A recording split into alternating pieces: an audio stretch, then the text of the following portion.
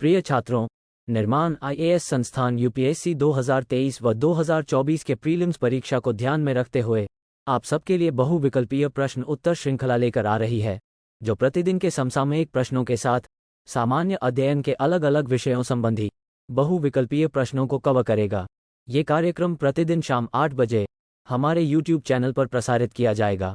आप अपने अनुभव और सुझाव हमें कमेंट बॉक्स के माध्यम से भेज सकते हैं। नमस्कार फ्रेंड्स, मैं विश्वजीत तिवारी निर्माण आईएएस की एमसीक्यू सीरीज में आप सभी लोगों का स्वागत करता हूं।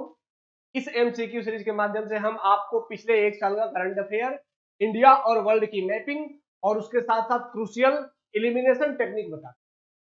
बिना एलिमिनेशन टेक्निक के यूपीएससी के प्रीलिम्स के एग्जाम को पास करना लगभग असंभव है। तो आइए इस सीरीज के माध्यम से अपनी जानकारी के साथ साथ एलिमिनेशन टेक्निक को भी सीखने का शुरुआत करते हैं। देखिए, इसमें पहला क्वेश्चन हमारा ये है, हाल ही में भारतमाला परियोजना के तहत आधुनिक मल्टी मॉडल लॉजिस्टिक पार्क के तेजी से विकास के लिए त्रिपक्षीय समझौते पर हस्ताक्षर किए। इसके संदर्भ में निम्नलिखित कथनों पर विचार कीजिए। तो हमें यहाँ पर जो भारतमाला परियोजना के तहत मल्टी मॉडल लॉजिस्टिक पार्क है उसके संदर्भ में कुछ प्रश्न पूछे गए हैं, उनके बारे में आंसर। आइए पहला ऑप्शन देखते हैं। का उद्देश्य माल ढुलाई को विकेंद्रीकृत करना और रसद लागत को जीडीपी के 14% से घटाकर 10% से कम करना है। अब यहां देखिए, पहले स्टेटमेंट में हमें दो फैक्ट मिले जहां पर कि जो गलत होने के लिए संभावित है। पहला कि माल ढुलाई को क्या करना है, विकेंद्रीकृत। हो सकता है विकेंद्रीकरण के स्थान पर हम उसको केंद्रीकृत करने का प्रोविजन हो, तो एक ऑप्शन ये दिखा। दूसरा कि जीडीपी के 14% से घटा करके, अर्थात अभी हमारा जो माल ढुलाई में लागत लगता है वो हमारे जीडीपी का 14% तो माल ढुलाई में ही लग जाता है, उसको कम करके 10% से, जीडीपी के 10% से कम करना है, ऐसा पहला स्टेटमेंट। तो यहाँ 14% गलत हो सकता है या 10% गलत हो सकता है। ठीक है, अगले स्टेटमेंट को देखते हैं। इसे राजमार्गों, रेलवे और अंतरदेशीय जल मार्गों के माध्यम से माल परिवहन के कई तरीकों को एकीकृत करने के लिए इसे हब एंड स्पोक मॉडल के तहत विकसित किया जाएगा। अब यहां पर ये एक स्टेटमेंट बता रहा है कि इसको हब एंड स्पोक मॉडल के तहत विकसित किया जाएगा। अब हब एंड स्पोक मॉडल क्या होता है? आप लोगों ने साइकिल का टायर देखा होगा, उसमें सेंटर में एक हब होता है और वहां से बहुत सारी तिल्लियां निकली होती हैं। ये जो तिल्लियां होती हैं इनको स्पोक कहते हैं, और ये जो सेंटर होता है इसी सेंटर को हब कहा जाता है। इसका मतलब क्या है? यह एक हब है जो पूरे तिल्लियों को, सभी तिल्लियों को एक ही जगह से मैनेज कर लेता है। अर्थात इस तिल्ली को अगर यहां पहुंचना है या यहां पहुंचना है तो इसको पहले यहां फिर यहां, ऐसे वाली जरूरत नहीं है, सीधे वो हब के पास आएगा, हब सीधे उसको अगले स्कोप में भेज देगा, स्कोप में। तो इसका मतलब है कि हब एंड स्पोक मॉडल का मतलब क्या है कि अगर आपको राजमार्ग, रेलवे और अंतरदेशीय जल मार्ग से कहीं भी, तीनों में कहीं भी अगर माल पहुंचाना है अपना, जैसे रेल से पहुंचाना है, बस से, ट्रक से पहुंचाना है या फिर जलयानों से पहुंचाना है, तो आपको अलग अलग मिनिस्ट्री में जाकर के अप्रोच करने की जरूरत नहीं होगी। एक ही जगह पर आपको सभी मिनिस्ट्री के एक ही बार में आपको टेंडर मिल जाएगा, एक ही बार में सारा एग्रीमेंट। ठीक है, तो इसे कहते हैं हब एंड स्पोक मॉडल। ठीक है, तीसरा स्टेटमेंट, यह जो परियोजना है मल्टी मॉडल लॉजिस्टिक पार्क परियोजना, यह अत्याधुनिक बड़े पैमाने पर भंडारण सुविधाओं का विकास करेगी। तो बड़े पैमाने पर भंडारण सुविधाओं का विकास करेगी। मल्टी मॉडल लॉजिस्टिक पार्क ये भंडारण सुविधा का विकास करेगी। ये चौथा स्टेटमेंट। तीसरा स्टेटमेंट अब कह रहा है ऊपर दिए कथनों में से कौन सा सही है।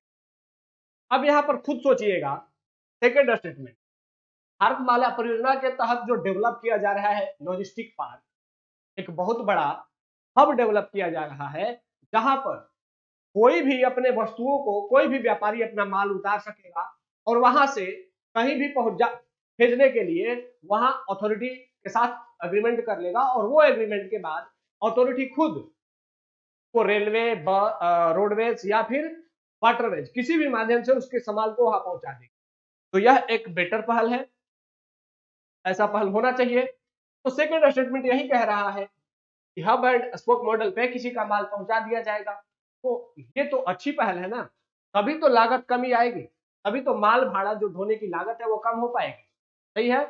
तो सेकेंड स्टेटमेंट में हमें कोई गलत नहीं दिख रहा है, ये सामान्य सा स्टेटमेंट है। तीसरा स्टेटमेंट देखिए, कह रहा है कि इस परियोजना के माध्यम से बड़े पैमाने पर भंडारण सुविधा भी डेवलप। तो भंडारण सुविधा तो डेवलप करना एक सामान्य सी बात है। अगर आप माल कहीं एक जगह से दूसरी जगह पहुंचा रहे हैं और चाहते हैं आप कि आपका माल जल्दी जल्दी पहुंच जाए, आपके माल की गति बहुत फास्ट हो जाए, तो उसके लिए आपको माल को भंडारण करने के लिए भी तो स्थान होना चाहिए। ये तो एक इनबिल्ट सा एक सिंपल से अंडरस्टैंडिंग वाली बात हो गई। तो थर्ड स्टेटमेंट भी क्या होगा, सही होगा। लेकिन पहले में देखिए, तो क्या करना है, माल ढुलाई को विकेंद्रीकरण करना है। विकेंद्रीकरण का मतलब है कि आपको अगर माल पहुंचाना है कहीं दूर, तो पहले आप पहले वाले अथॉरिटी से बात करिए, फिर दूसरे वाले अथॉरिटी से बात करिए, फिर तीसरे वाले अथॉरिटी से बात करिए। ये हुआ विकेंद्रीकरण, मतलब पावर सब जगह बटा हुआ है। लेकिन वर्तमान में सरकारें क्या चाह रही है, आप क्या चाह रहे हैं कि आप किसी एक ही व्यक्ति से बात करें और आपका काम हो जाए, सब यही चाहते हैं। तो यहां पर विकेंद्रीकरण वाली बात जो है यह गलत प्रतीत होती है, एक फैक्ट है। दूसरा फैक्ट है कि 14% से घटाकर 10% किया जाए, यह भी गलत हो सकता है। मतलब कि पहले स्टेटमेंट में गलत होने के लिए हमारे पास 3 तथ्य हैं, तो हो सकता है 3 में से कोई एक गलत हो जाए।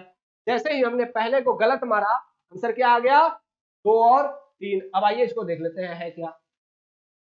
देखिए, हाल ही में भारत सरकार ने देश भर में भारत माला परियोजना के तहत आधुनिक मल्टी मॉडल लॉजिस्टिक पार्क के तेजी से विकास के लिए त्रिपक्षीय समझौते पर हस्ताक्षर।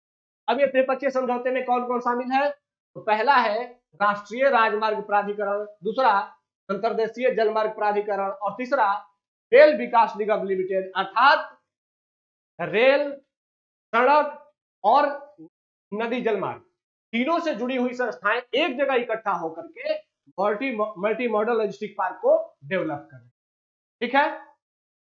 तीसरा कि इसका उद्देश्य क्या है कि माल ढुलाई को केंद्रीकृत करना है, न कि विकेंद्रीकृत।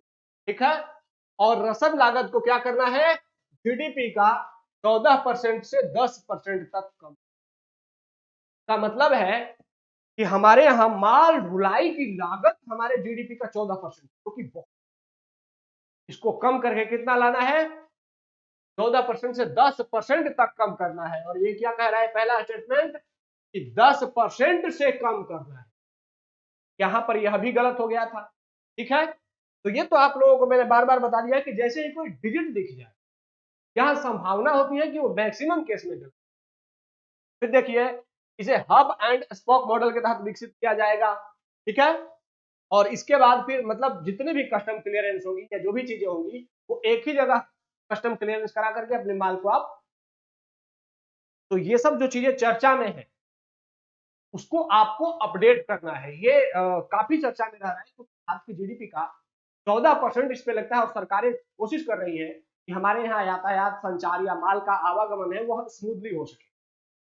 तो ऐसे में इस प्रश्न को, ऐसे प्रश्न को आप उम्मीद कर सकते हैं कि यूपीएससी ऐसे प्रश्न। आइए सेकंड क्वेश्चन की ओर आते हैं। सेकंड क्वेश्चन है, हाल ही में सर्वोच्च न्यायालय ने विशेष विवाह अधिनियम 1954 के प्रावधानों को चुनौती देने वाली एक रिट याचिका को खारिज कर दिया। अब प्रश्न पूछ रहा है कि विशेष विवाह अधिनियम के बारे में निम्नलिखित कथनों पर विचार करें। विशेष विवाह अधिनियम क्या है, हिंदू मैरिज एक्ट क्या है, ये स्पेशल मैरिज एक्ट क्या है, यह आपको जानना बहुत जरूरी है। क्योंकि पिछले कुछ वर्षों से हमारे संविधान का जो आर्टिकल नंबर 44 है यह काफी चर्चा में है। आप लोग कमेंट में बताएंगे कि आर्टिकल नंबर 44 क्या है, और इसी से जुड़ा हुआ मुद्दा बार बार, सामाजिक मुद्दा जो विवाह से संबंधित मुद्दे हैं ये चर्चा में आ रहे हैं। अब ये कह रहा है कि इसके लिए कपल्स को शादी से 30 दिन पहले शादी करने की अपनी इच्छा की घोषणा करने वाला एक नोटिस दे। पहला स्टेटमेंट है कि अगर आप स्पेशल मैरिज एक्ट के तहत, विशेष विवाह अधिनियम के तहत शादी करना चाहते हैं तो आपको पहले एक अधिकारी के समक्ष, जो कि विवाह पंजीकरण करने वाला अधिकारी है, उसके समक्ष आपके विवाह की तारीख से 1 महीना पहले एक नोटिस देना होगा। सेकंड स्टेटमेंट कह रहा है यह ऐसा कानून है जो धार्मिक रीति रिवाजों या संस्कारों के माध्यम से विवाह करने की अनुमति दे। ठीक है। तीसरा स्टेटमेंट कह रहा है विभिन्न जातियों, धर्मों या राज्यों के लोग इसके तहत शादी करते हैं तो पंजीकरण के माध्यम से विवाह संपन्न हो, रजिस्ट्रेशन करा दिया आपने, विवाह आपका हो। चौथा स्टेटमेंट कह रहा है एक व्यक्ति अधिनियम के तहत विवाह पर आपत्ति आधार पर कर सकता है यदि दोनों में से किसी एक पक्ष का जीवित जीवन साथी है। अब यहां पर चौथा स्टेटमेंट कह रहा है कि दिमाग की अस्वस्थता के कारण सहमति देने में असमर्थ है या मानसिक विकार से पीड़ित। अगर कोई व्यक्ति स्पेशल मैरिज एक्ट के तहत विवाह करने के लिए रजिस्ट्रार के पास एप्लीकेशन देता है तो ऐसे में कोई तीसरा व्यक्ति इसे कुछ समय पहले एप्लीकेशन देना होता है, उस पर क्लेम कर सकता है कि यह शादी खारिज किया जाए क्योंकि इस व्यक्ति की पहले से ही कोई शादी हो चुकी है और वो जो पहली वाली शादी है उसमें जो जीवन साथी है वह दिमागी रूप से कमजोर है और इसको सहमति या असहमति देने के लिए सक्षम नहीं। तो इसीलिए कुछ समय पहले आपको ऐसा प्रोविजंस करना। अब यहां पर देखिए इसमें आपको गलत ढूंढना है। अब गलत कहां हो सकता है, तो जैसा कि मैंने आपको बार बार बताया है कि पहला तो कि अगर आपको शादी कोई डिजिट दिख जाए तो यहाँ 30 दिन पहले एक डिजिट, ठीक है। दूसरा कि यह ऐसा कानून है जो धार्मिक रीति रिवाजों से शादी करने की, ये दोनों में डिजिट दिखा, ठीक है। फिर कि अगर आपका ये चौथा वाला स्टेटमेंट तो एक आसान सा सिंपल सा स्टेटमेंट, इसमें कोई, लेकिन यहां पर दोनों में गलत होने की संभावना है। अब आप लोग खुद बताइए इस सरकार के रजिस्ट्रार ऑफिस में जब कोई व्यक्ति शादी कराने जाता है या अपनी शादी का रजिस्ट्रेशन कराने जाता है तो क्या रजिस्ट्रार ये कहता है कि आपको मंदिर में शादी करके आइए या यहाँ से जाकर के पहले मंदिर में शादी कीजिए या मस्जिद में जाकर के शादी कीजिए, ऐसा कुछ कहता है? नहीं कहता है ना। ऐसा सरकार का इस धार्मिक शादी विवाह से कोई लेना देना नहीं होता है। सरकार क्या कहती है आपकी शादी तभी मानी जाएगी जब आपका शादी रजिस्टर्ड है, आप रजिस्टर्ड शादी कराइए उसके बाद आप मंदिर में जाकर के कीजिए, मस्जिद में जाकर के इससे हमें कोई लेना देना नहीं होता है। तो यहाँ पर जो स्टेटमेंट है कि धार्मिक रीति रिवाजों और संस्कारों के माध्यम से विवाह करने की अनुमति देता है, ये क्या हो सकता है?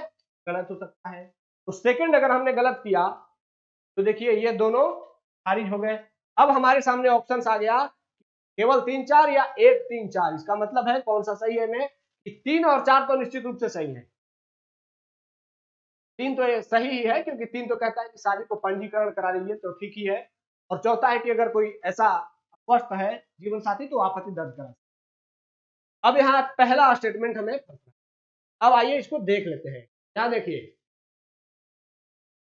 विशेष विवाह अधिनियम, देखिए हमारे देश में 2 प्रकार के अधिनियम है विवाह के लिए, एक है स्पेशल मैरिज एक्ट और दूसरा है हिंदू मैरिज। ठीक है, Hindu marriage act Hindu family पर लागू होता है, वहां पे कुछ प्रोविजंस है कि आप एक से अधिक शादी नहीं कर सकते। स्पेशल मैरिज एक्ट तब लागू होता है जब शादी किसी 2 धर्म के लोगों के बीच में हो रही है, जैसे पति और पत्नी का जब धर्म अलग होता है तो उनके लिए विशेष विवाह अधिनियम का प्रोविजन उन पर लागू है।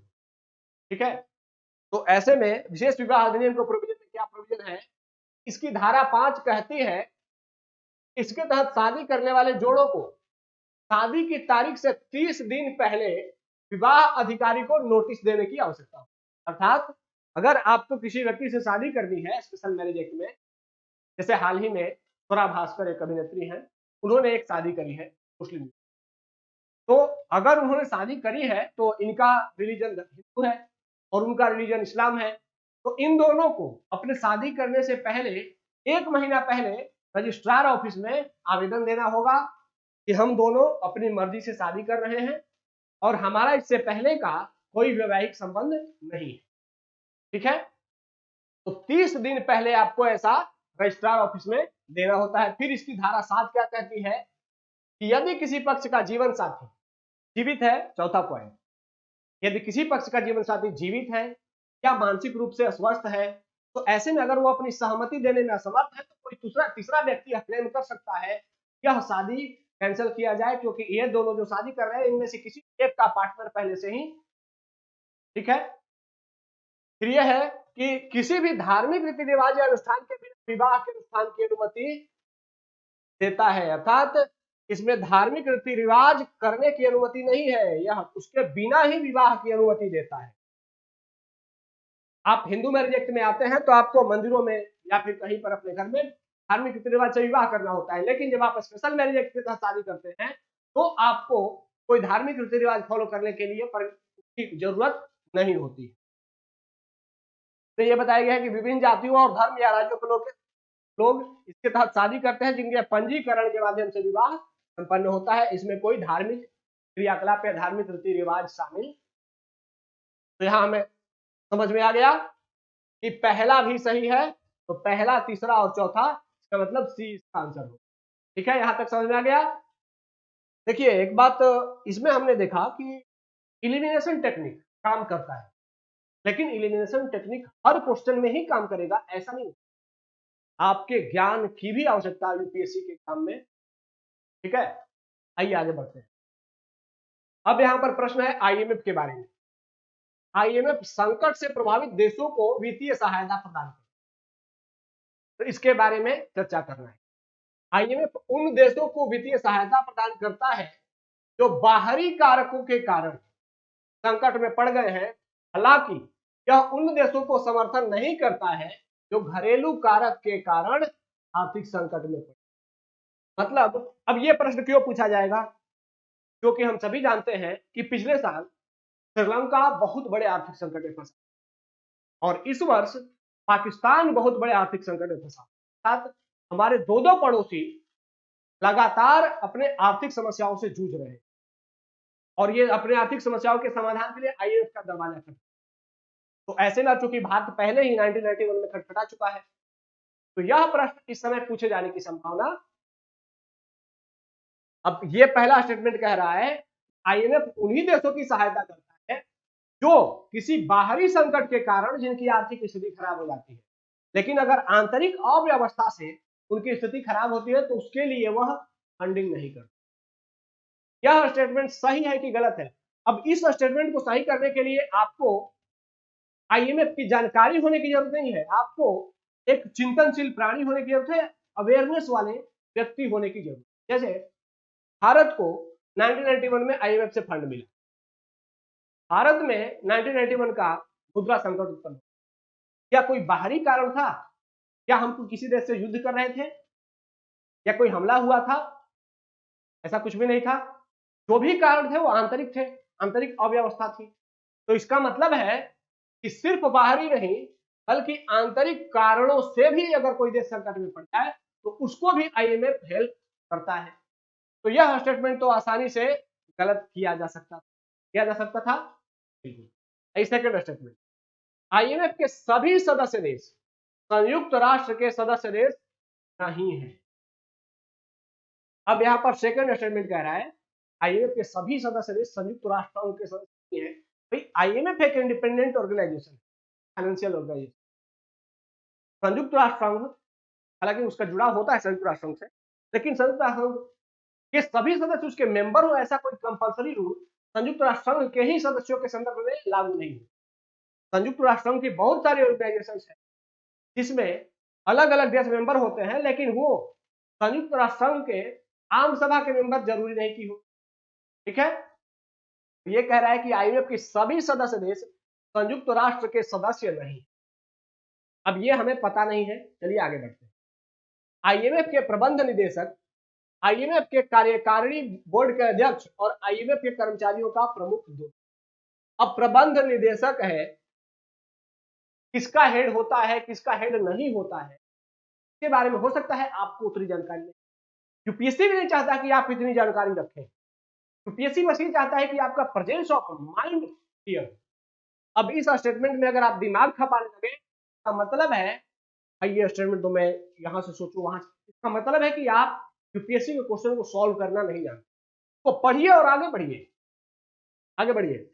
आईएमएफ विशेष आहरण अधिकार, इसका मतलब स्पेशल ड्रॉइंग राइट जारी करता है, जिसे आईएमएफ के सभी सदस्य राष्ट्र द्वारा मुद्रा के रूप में स्वीकार किया जाता है। अच्छा, अगर आप लोगों ने इकोनॉमी पढ़ा होगा तो कहीं पर सामान्य शब्दों में चर्चा कर दी जाती है कि एसडीआर कहाँ की मुद्रा है, आईएमएफ की। क्या एसडीआर कोई करेंसी है? क्या एसडीआर नाम की करेंसी का कोई एग्जिस्टेंस है? नहीं, एसडीआर नाम की करेंसी का कोई एग्जिस्टेंस नहीं है।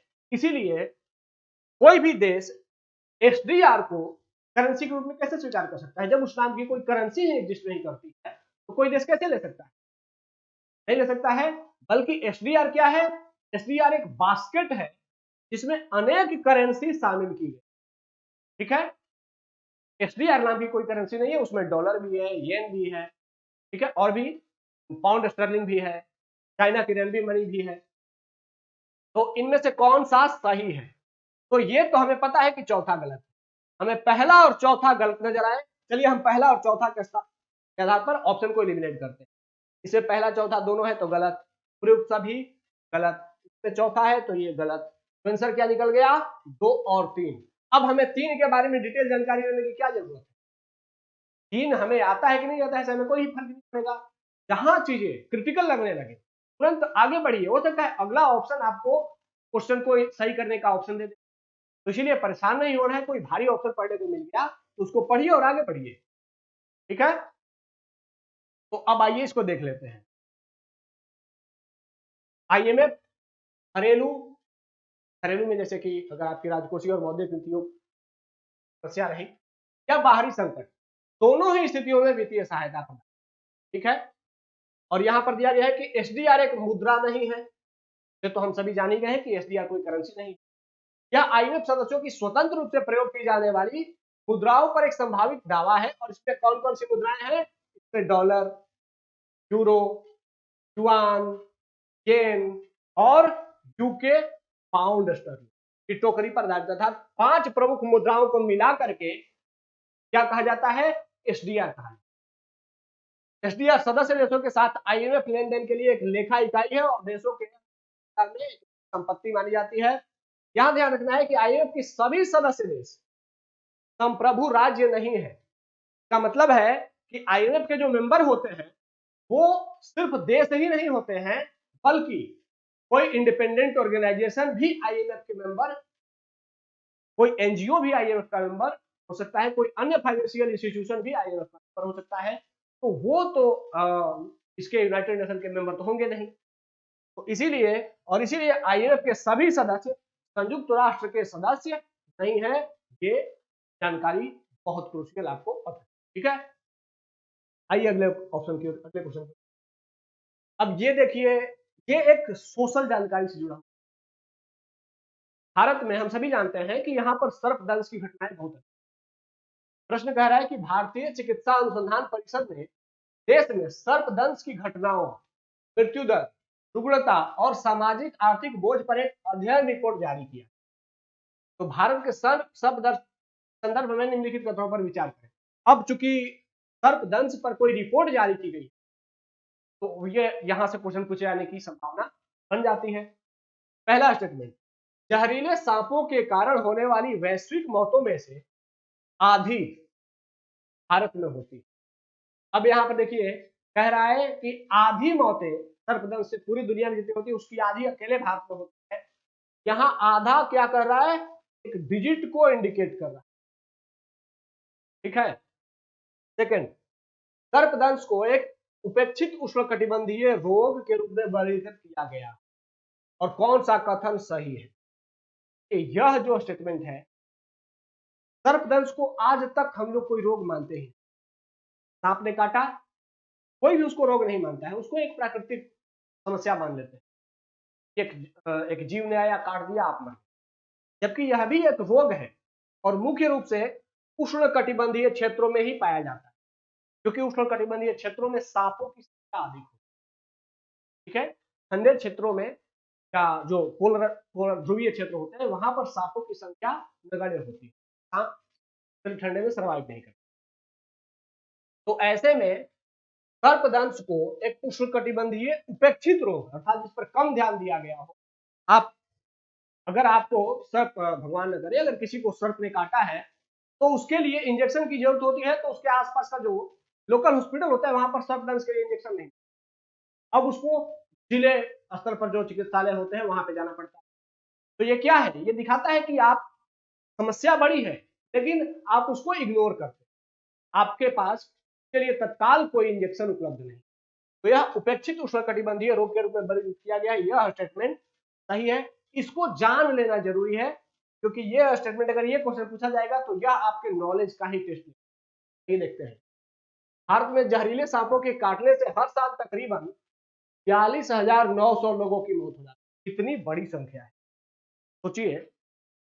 टर्की में तो भयानक आपदा से जितने लोग नहीं मरे, उससे अधिक लोग हमारे यहाँ एक आपदा से मर जाते हैं और हम उस आपदा को पहचानते तक नहीं, उसको महत्व तक नहीं देते। और वो आपदा क्या है, यहाँ 42,900 मतलब कि 47,000, लगभग 50,000 लोग प्रति वर्ष 50,000 भारतीय सर्पदंश के कारण मर जाते। कितनी बड़ी क्या है, ये संख्या बहुत बड़ी है। और संयुक्त राज्य अमेरिका या अन्य देश जहां पर भी जहरीले सांप के कारण हर साल 10 से 12 मौतें होती, सोचिए, जहां अमेरिका और ऑस्ट्रेलिया में, और जबकि हम जानते हैं कि ऑस्ट्रेलिया में सांपों की संख्या बहुत अधिक है, जहरीले सांप भी ऑस्ट्रेलिया में बहुत अधिक है, के बावजूद वहां प्रति वर्ष सिर्फ 10 से 12 लोग सर्पदंश से मरते, हमारे यहाँ 50,000 लोग लगभग। यहाँ लिखा गया है कि ऑस्ट्रेलिया कम आबादी वाला है लेकिन यहाँ जहरीले सांपों की संख्या बहुत ज्यादा है, ठीक है। और सर्पदंश क्या है, उपेक्षित उष्णकटिबंधीय रोग है। ये सब ये याद कर लीजिएगा, उपेक्षित उष्णकटिबंधीय रोग में सर्पदंश भी, यह आपसे पूछा जा सकता है, ठीक है। जहां देश में 50,000 लोग किसी कारण से मर जाते हैं, वह कारण यूपीएससी की निगाह पे तो जरूर है, ठीक है। तो इस तरीके से इसके पहले और सेकंड दोनों स्टेटमेंट सही है और इसका आंसर है एक क्वेश्चन। इकोनॉमी के जो क्वेश्चन पूछे जाएंगे वे या तो आपसे स्टेटमेंट पूछे जाएंगे जो कि करंट सिनेरियो चल रहा है वो पूछे जाएंगे, या फिर कंसेप्ट पूछे, इकोनॉमी के जो कंसेप्ट होते हैं। ये जो क्वेश्चन है कह रहा है कि भारत में कराधान के संदर्भ में निम्नलिखित कथनों पर विचार करें। ये बेसिकली अगर आप इकोनॉमिक सर्वे पढ़ रहे हैं या इकोनॉमिक सर्वे का एनालिसिस देख रहे हैं तो आप ऐसे प्रश्नों को सही करने की, अब कराधान के संदर्भ में भाई हमारे यहाँ टैक्सेशन के संदर्भ में क्या परिस्थितियां है, प्रश्न उसी से जुड़ा हुआ है कि भारत का केवल 1% आबादी आयकर देती है। सोचिए, पहला स्टेटमेंट कह रहा है कि भारत की सिर्फ 1% आबादी इनकम टैक्स देती है। सेकेंड, टैक्स टू जीडीपी का उपयोग यह निर्धारित करने के लिए एक उपाय के रूप में किया जाता है सरकार यदि किसी देश के आर्थिक संसाधनों को कितनी अच्छी तरह नियंत्रित कर। टैक्स टू जीडीपी रेशियो कह रहा है कि यह इसलिए को बनाया जाता है, इसको यूज किया जाता है कि सरकार देश के आर्थिक संसाधनों को कितने बेहतर तरीके। टैक्स टू जीडीपी रेशियो का क्या मतलब हुआ कि जीडीपी का जो हमारा साइज है उस साइज का कितना पैसा टैक्स से आता है, ये हुआ टैक्स टू। अब जैसे जैसे टैक्स टू जीडीपी रेशियो बढ़ता है, माना जाता है कि जीडीपी में टैक्स देने वाले लोगों की संख्या बढ़ रही है, तो इसका मतलब है कि यहाँ प्रगतिशीलता बढ़ रही है, लोगों की आय बढ़ रही है, सरकार, ठीक है। थर्ड स्टेटमेंट, भारत का ग्रॉस टैक्स टू जीडीपी पिछले 5 साल से लगातार बढ़ रहा है। अब आप लोग लगातार अगर पीछे मेरे सेशन को देख रहे हैं तो मैंने ऐसा आप लोगों को बार बार इंडिकेट किया कि जब भी आप पिछले 5 वर्षों में लगातार, पिछले 10 वर्षों में लगातार, पिछले दशक में ऐसा जो स्टेटमेंट होता है उसके गलत होने की संभावना बहुत अधिक। अब यहां कह रहा है कि भारत का ग्रॉस टैक्स टू जीडीपी पिछले 5 सालों से लगातार बढ़ रहा है, इसका मतलब है कि भारत का टैक्स कलेक्शन पिछले 5 वर्षों से लगातार बढ़ रहा है। क्या स्टेटमेंट अगर एक समझदार स्टूडेंट हो जिसने कि इकोनॉमिक सर्वे नहीं पढ़ा है वह भी अगर सोचेगा तो उसे पता चल जाएगा कि कोरोना काल में पूरी इकोनॉमी रुक गई थी, पूरी इकोनॉमिक क्रियाएं, आर्थिक क्रियाएं, लगभग अधिकांश आर्थिक क्रियाएं रुक गई थी। तो ऐसे में क्या सरकार को टैक्स कलेक्शन के पिछले या उसके बाद के समय के अनुसार रही होगी क्या? नहीं रही होगी। हमारे यहाँ कोरोना काल में टैक्स सिस्टम कैसा रहा होगा? ऐसा रहा होगा। यहाँ पर हमें इतना टैक्स मिलता था, कोरोना काल में टैक्स घटा, फिर कोरोना काल के बाद टैक्स। तो पिछले 5 वर्षों में लगातार टैक्स कलेक्शन में वृद्धि की अगर बात होगी तो यह सही होगी कि गलत होगी? संभावना है कि ये गलत होगी। और वैसे भी जब भी लगातार शब्द यूज हो तो इस पे आप लोगों को थोड़ा सोचना है कि इसके गलत होने की संभावना। सेकंड, अगला, भारत का प्रत्यक्ष अप्रत्यक्ष कर अनुपात लगभग 45 से 55। अब यहां देखिए ये क्या दिया है? एक नंबर दिया है 45 से 55।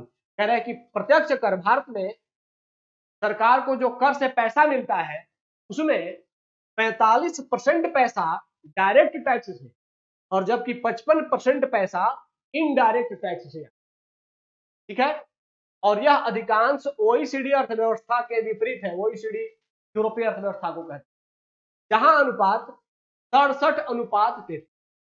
अब यहां पर यह भी गलत हो सकता है, यह भी गलत हो सकता है, दो डिजिट दिया है। ठीक है, तो यहां गलत होने की संभावना है और यहां गलत होने की संभावना है। अगर हम इसको तो खैर डेफिनेटली आप गलत मान लेंगे, तीसरा को गलत, तो तीसरा को जब किया गलत तो ये हो गया, ये गलत हो गया। अब कह रहा है, इसका मतलब है कि चौथा तो डेफिनेटली गलत है क्योंकि चौथा इसमें ऑप्शन में ही नहीं है, और दो निश्चित रूप से सही है, दो निश्चित रूप से सही है। अब बचा एक, भारत की केवल 1% आबादी आय कर देती है।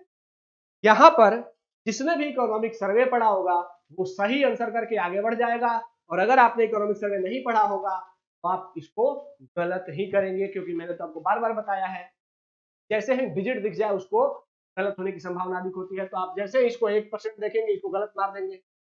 लेकिन इकोनॉमिक सर्वे जिसने पढ़ा है, देखिए यूपीएससी भी डिमांड करती है कि तो सरकार की रिपोर्ट्स होती हैं, आप कम से कम उन रिपोर्ट से अवेयर, कम से कम उतना जानकारी आपके पास होनी चाहिए।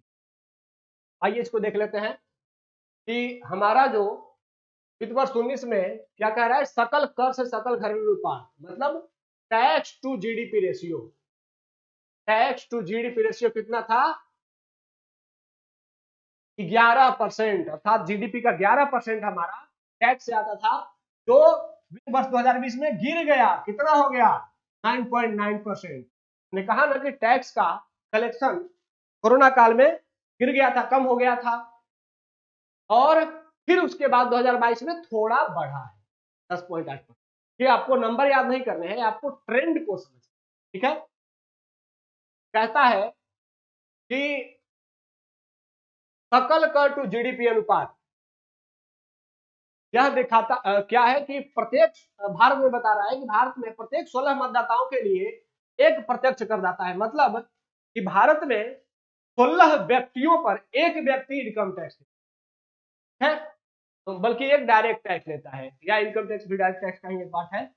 और भारत की केवल 1% आबादी द्वारा आयकर का भुगतान किया जाता है। मतलब ये समझिए कि लगभग 3% के आसपास की जो हमारी आबादी है वो डायरेक्ट टैक्स देती है, और उनमें से भी सिर्फ 1% लोग इनकम टैक्स देते हैं। ये जानकारी आपके पास इकोनॉमिक सर्वे पहुंचाता है, इसलिए इकोनॉमिक सर्वे को जानना बहुत जरूरी है। ठीक है, आइए आगे बढ़ते हैं।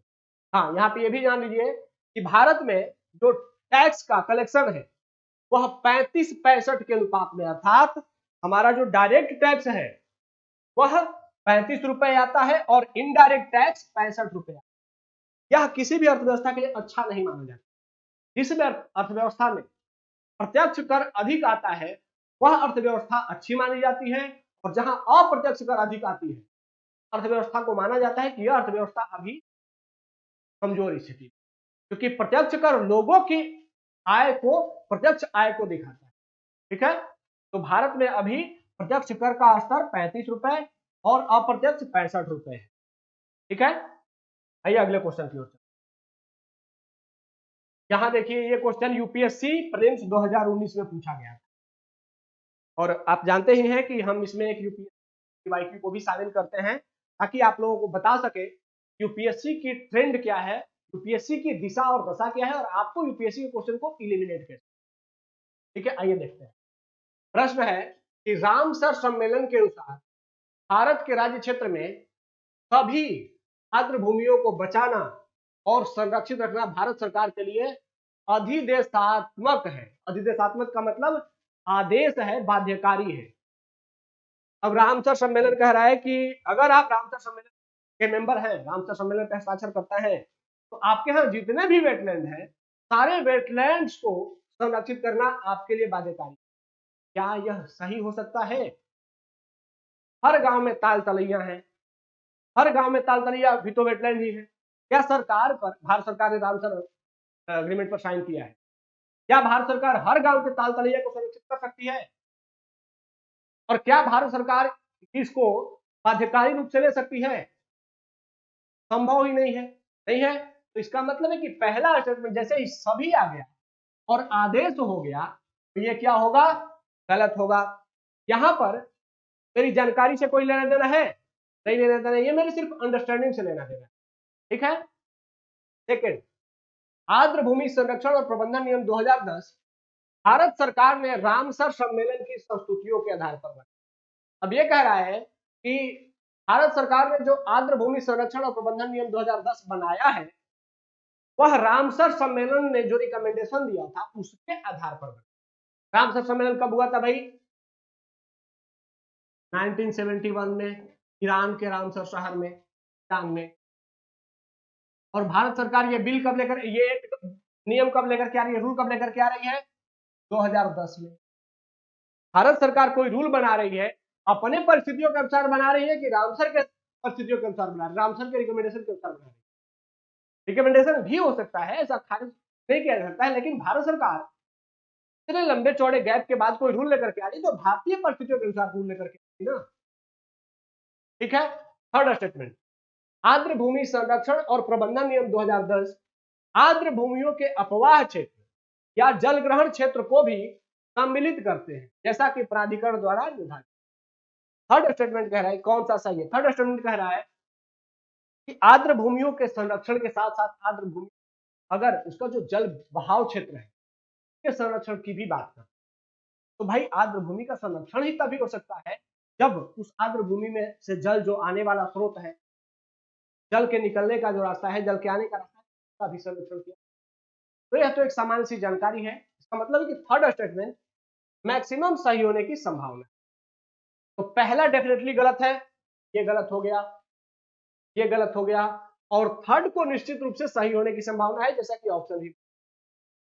अब हमारे पास ऑप्शन आता है दो। क्या दो सही है? अगर हमें दो नहीं भी आता है तो भी हम तो 50% में पहुंच गए। अब हमारे 50% सही होने की संभावना हो गई ना। तो ऐसे में आपको रिस्क जरूर लेना है। अगर आपने किसी भी दो ऑप्शंस को एलिमिनेट कर लिया तो आपको रिस्क जरूर लेना है। ठीक है। अब यहां पर आता है कि आर्द्र भूमि, अगर थोड़ी सी और समझदारी दिखाएंगे तो आर्द्र, भारत सरकार अपने परिस्थितियों के अनुसार कानून बनाती है, कोई विधान बनाती है, कोई नियम बनाती है, न कि वैश्विक किसी आदेश। ठीक है। सेकंड भी गलत हो जाता और आपका आंसर क्या हो जाता? केवल 3C, ये इसका आंसर।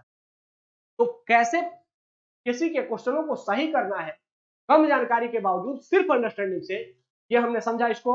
आइए अब मैपिंग के क्वेश्चन की ओर। ये देखिए, ये वर्ल्ड मैपिंग का क्वेश्चन है।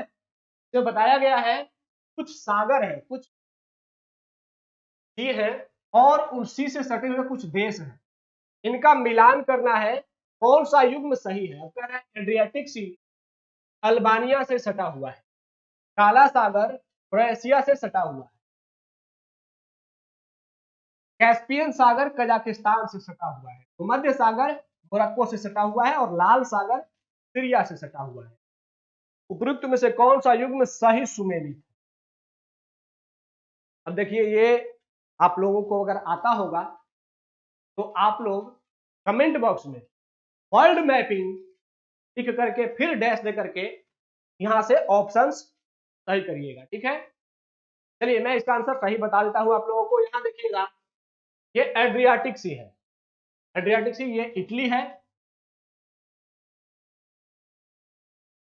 ये एड्रियाटिक सी है, ये आयोनियन सी है। आयोनियन सी बेसिकली ये टेरेनियन सी है, और ये सभी जो होते हैं आयोनियन मध्य सागर के पार्ट हैं। अब एड्रियाटिक सी से कौन कौन से देश सीमा साझा करते हैं, इधर देखिए, अल्बानिया, मोंटेनिग्रो, बोस्निया हर्गोविना, क्रोएशिया, स्लोवेनिया और इटली। तो एड्रियाटिक सी से 1 2 3 4 5 और 6 देश सीमा साझा करते हैं। इसी में से एड्रियाटिक सी से किसके बारे में पूछा है, अल्बानिया के बारे में। एड्रियाटिक सी और अल्बानिया वाला क्या हो जाएगा, सही हो जाएगा। दूसरा है काला सागर, क्रोएशिया, ब्लैक सी। अब यहां देखिए ब्लैक सी, ब्लैक सी से सीमा बनाने वाले देशों को देख लीजिए। जब देखिए टर्की, जॉर्जिया, फिर ऊपर कौन सा है, ये रसिया, फिर इधर यूक्रेन, फिर इधर और कोई देश है, ये तो यूक्रेन ही है, इधर रोमानिया। और टर्की से कौन कौन से देश सीमा बनाते हैं, कितने देश हुए, 1 2 3 4 5 और 6, ये नाम याद कर लेना है। सॉरी, ब्लैक सी से तो एक टर्की हो गया, बुल्गारिया, रोमानिया, यूक्रेन, रसिया और जॉर्जिया। अब इसमें कहीं भी आपको क्रोएशिया दिखा नहीं, ये गलत है। कैस्पियन सी से सीमा बनाने वाला देश कजाकिस्तान। अब कैस्पियन सी देख लीजिए, यहां देखिए, ये कैस्पियन सी है। सब आपको याद भी करने हैं, इसलिए मैं बार बार आप लोगों को मैपिंग के इतने सारे मेहनत हम आप पर करते हैं। आइए देखिए, तुर्कमेनिस्तान, ठीक है, इधर कजाकिस्तान, इधर रूस, इधर अजरबैजान, इधर ईरान। अब ये कौन कितने देश हुए, 1 2 3 4 5। अगर इसको ट्रिक से याद करने की कोशिश करें, TARKI, टी से तुर्कमेनिस्तान, ए से अजरबैजान, आर से रसिया, के से कजाकिस्तान और आई से ईरान। इन पांचों का नाम आपने याद कर लिया। अब प्रश्न यहां देखिए, ये पांचों के साथ यहां पर कह रहा है कैस्पियन सी से कजाकिस्तान जुड़ा था।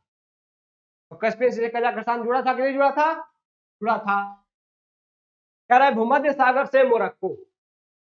अब भूमध्य सागर का मैप आप लोगों को याद होना चाहिए।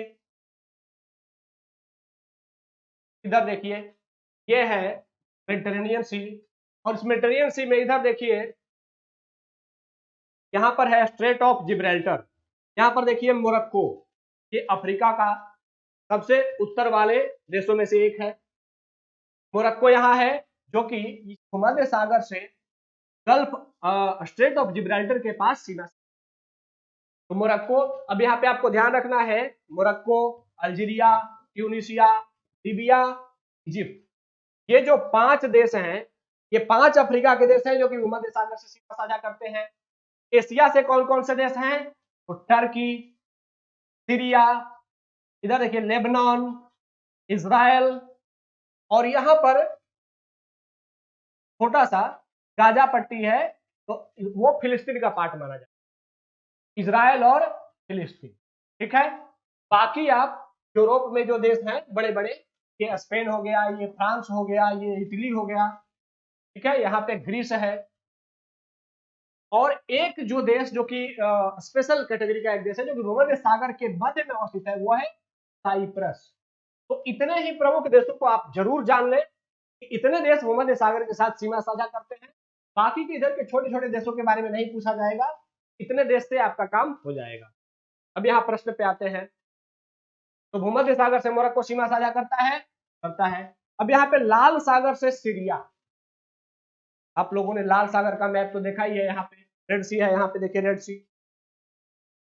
रेड सी में कौन कौन से देश है, इधर से देखिए सऊदी अरबिया, यहाँ देखिए यमन, इधर कोई देश है नहीं है, इधर इजिप्ट, यह सिनाई पेनिनसुला है, यह भी इजिप्ट का ही पार्ट है, मिस्र का ही भाग है, तो यह भी इजिप्ट का ही पार्ट है। तो इसका मतलब है कि रेड सी से नीचे देखिए, इधर सूडान है, इधर इरिट्रिया, इरिट्रिया यहाँ से लंबा तक आता है और थोड़ा सा जिबूती।